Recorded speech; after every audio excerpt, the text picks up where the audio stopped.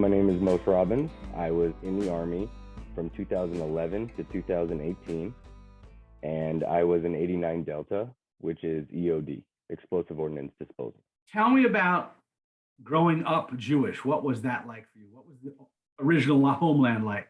I grew up very religious in a Chabad home. Went to Jewish school from as early as possible, all the way through to seventh grade.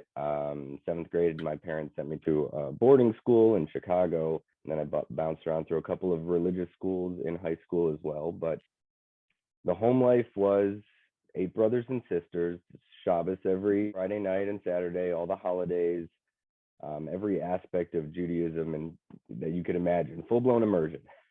When did you start thinking about military? Like, where did you get that idea from? Actually, when I was in Israel.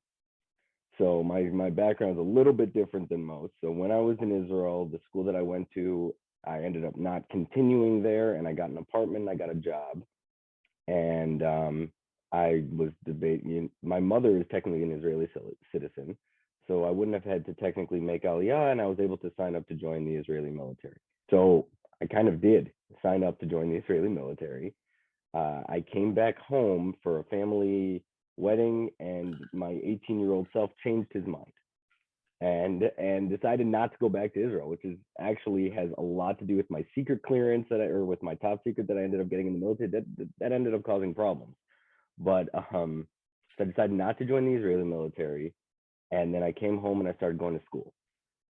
I quickly realized that my priorities weren't there for college, and then I started thinking again about the military and decided to enlist in the American Army. This was like about a year after starting UWM college. So going back to that initial thoughts about military, why would you do military? That was never in the background. There is an aspect of our upbringing, or my upbringing, I believe, that has everything to do with, a sense of loyalty, a sense of you'd have to have something that you're striving for, something that's a goal, a sense of purpose. And I think that I didn't have that, and I fully believe that the military would be something that would help me gain that sense of purpose, or, work towards it. Why U.S. military over IDF? To me, it's the same army fighting at the time, the same enemy. U.S. pays better. No, but in all seriousness, I don't see a difference for defending Israel, I understand, but I was always raised with a sense of patriotism in my home as well. So I had the same loyalty at the time to Israel that I did to the U.S. And I thought the U.S. was a better option for my long-term goals in life, or the long-term goals I hope to gain. I thought the U.S. could provide a little bit more of that. When you came to the United States, you had already thought about doing Israel, IDF, and then you chose not to. Yeah. What was the not to about? You're talking to my 18-year-old self.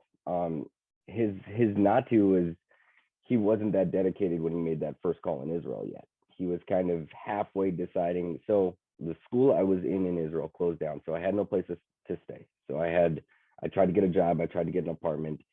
I wasn't settled, but at the time I didn't want to leave Israel. So the army in Israel then was, here's your best option if you're going to stay in Israel. And then I came back for a wedding, and I said, okay, well, here in America, I can take out a couple of loans, I can go to school, I can live at home for a couple of months, make some friends here, have a life here, start my life here instead of going back to Israel. And that at the time seemed better than going back to Israel and join the military, because my desire to stay in Israel kind of wavered a little bit. It wasn't I was scared of joining the military in Israel, because, like I said, less than a year and a half later, I joined the military in America. I just don't think I was dedicated to join the military and ready yet. I think in Israel, I signed up because I thought it was my only option. And then in America, I signed up because I wanted to do it, which I thought was a little bit different.